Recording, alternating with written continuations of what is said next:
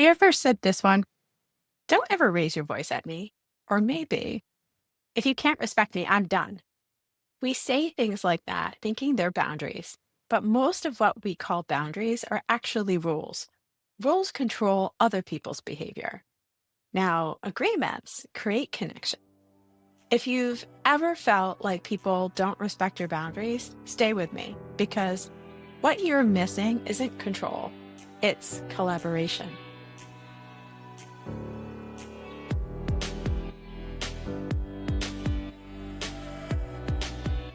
So let's go over what rules sound like.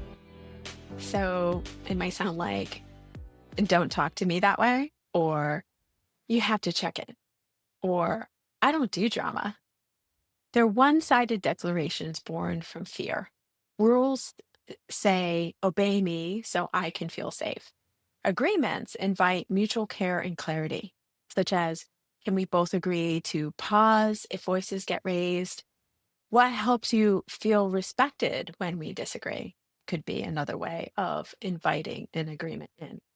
Rules create compliance, agreements create collaboration. So here's the real distinction. A rule tries to control someone else's behavior.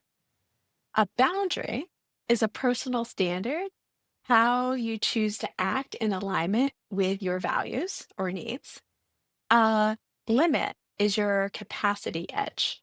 And that edge itself you can feel. And that's where the bias key comes in. So, how much time, energy, emotion you have to give before it becomes self sacrificing and non negotiable. And agreement is a shared commitment that honors both people's values and limits. Let's break that down with an example. So, let's say my value is respect. My standard is to communicate with calm and care. My limit is I can't stay in conversation that escalate beyond a certain point. My body shuts down. My boundary is I'll pause or leave when voices are raised so I can regulate. And our agreement becomes if tension arises, we'll both take a 5 minute or 10-minute pause and come back calm because we've done that work for ourselves and figured out what we need in order to come back. So when you make rules, you're protecting control. When you make agreements, you're protecting the trust between you and the other person or people. In attachment language, the anxious preoccupied part often creates rules to avoid abandonment, saying, in effect, stay close so I can feel safe. The dismissive avoidant also creates rules to create freedom or protect their freedom, saying, stay back so that I can feel safe. But here's what's really happening underneath. Both are stepping out of their own domain. If you heard my last video about domains, well, this is how we do it sometimes. The anxious person starts managing the other's behavior instead of managing their own nervous system, asking the other to hold their emotional regulation for them. And in a lot of ways, the avoidant is kind of doing the same by creating this wall rule. They are not dealing with their emotional regulation. They're stuffing it and saying, please just ignore anything that might bother me or you, and not owning the limits that they have and taking care of their own emotional um, bandwidth. In both cases, they're trying to get safety from the other rather than from themselves first in order to get safety with each other and communicate and create an agreement to restore that balance. They bring each person back into self ownership. So that's what agreements is to bring ourselves back into self ownership. I'll tend my emotions and limits. I'll tend to my emotions and limits, and you'll tend to yours. And from that grounded place, we can co create what connection looks like.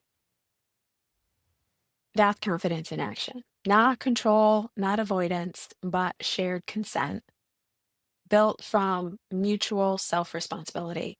And I think it was in my last video about domains. There's this place between my domain and your domain where there's the agreement in between us. And we both are accountable not only for ourselves, but that in between space. So self responsibility and consent is in order to really have an agreement in between us. We first have to have responsible for our own limits, right?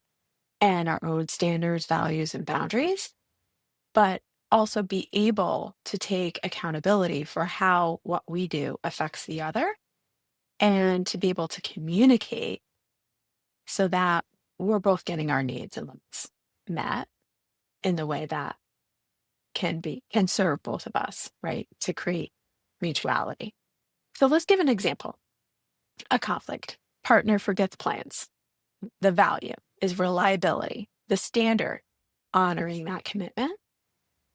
And maybe even the value might be like accountability too. Like, can you also take accountable and be accountable for showing up or just saying, oh gosh, I'm sorry, I will do X, Y, and Z next time to make sure I tell you when I can't make it or, limit.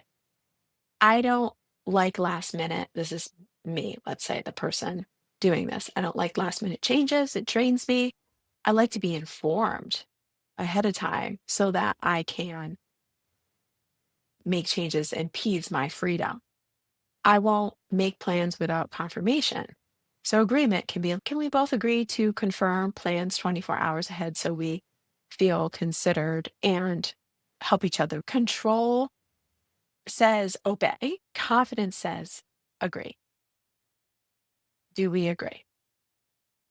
The confidence says that I can trust myself to do the work that I need to do in order to be accountable for this middle part, the in between my domain and your domain, that I know how to watch for my limits, ask for what I need, show up for my boundaries.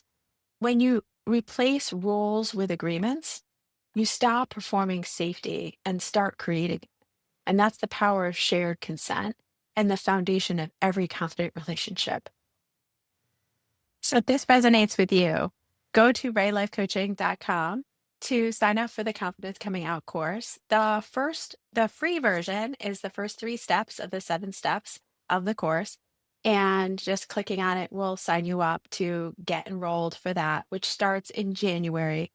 But you will also be getting, if you sign up today until January, you'll be getting every week weekly emails that have one piece of the Confidence Coming Out course in it. On top of that, in the email to you, you can download the free version of the Confidence Toolkit I created in 2023, as well as a relationship assessment questionnaire, which I think is really great. That actually relates to what we've been talking about today, which is boundaries and knowing what you need in a relationship. So check it out at raylifecoaching.com and see you tomorrow.